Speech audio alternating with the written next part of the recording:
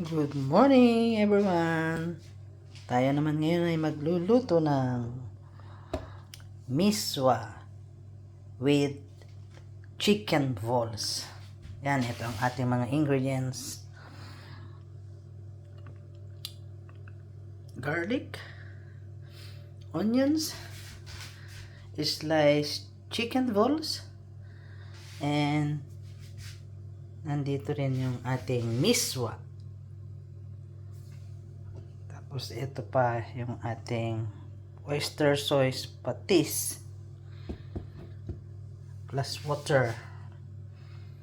So ngayon, inuna ko munang mag-init ng ating olive oil at tayo'y maggigisa. So ayan, bawang at sibuyas sabay ko na siya.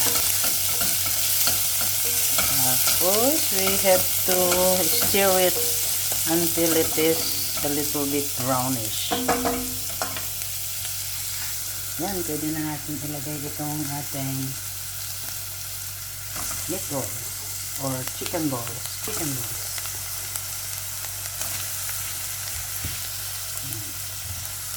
And then stir din natin.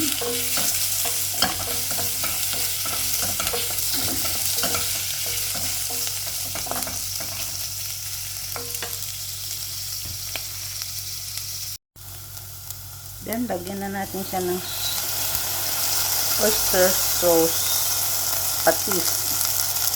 Oyster patis sauce. Yan. Then, kailangan mo lang i-mix. Tapos, lagyan mo ng tubig.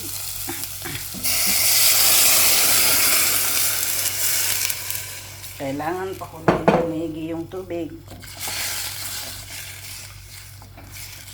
Ayan. So, ayan. Tingnan na natin. Ayan. Kumukulo na. Pwede na natin ilagay yung miswa.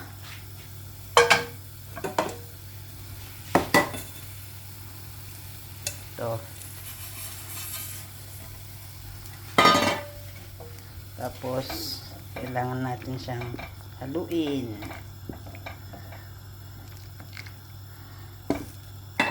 Lagyan din natin siya ng konting paminta or pepper pang aroma. Tapos i-mix mo.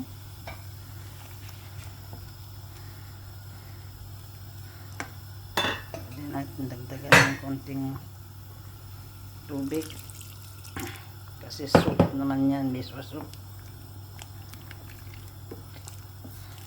Yan, takpan ulit. Maybe in 10 minutes already cooked. So ayan mga ka-reels at ka-YouTube, tapos na ang ating miswa. Yan, luto na. Yan, gagawa naman tayo ng toasted bread with eggs. So, dalawang itlog yan. Gagamitin natin for the 6 toasted bread.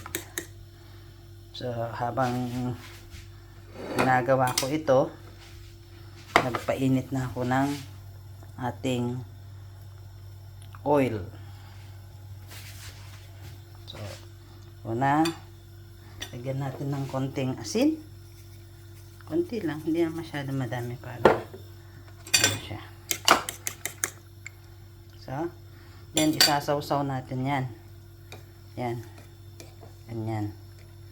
Tapos, saka natin luluto dito. Ayan.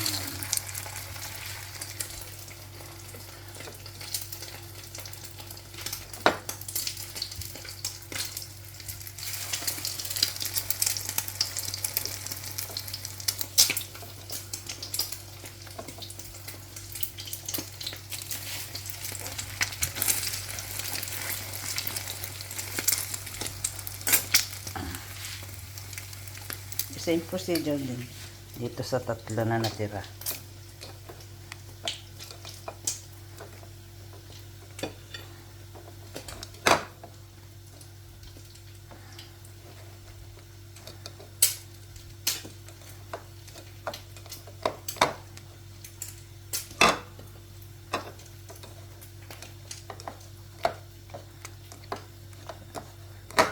So, halos eksakto lang. Matira man pwede natin ilagay dito sa ibabaw nito kaysa masasayang.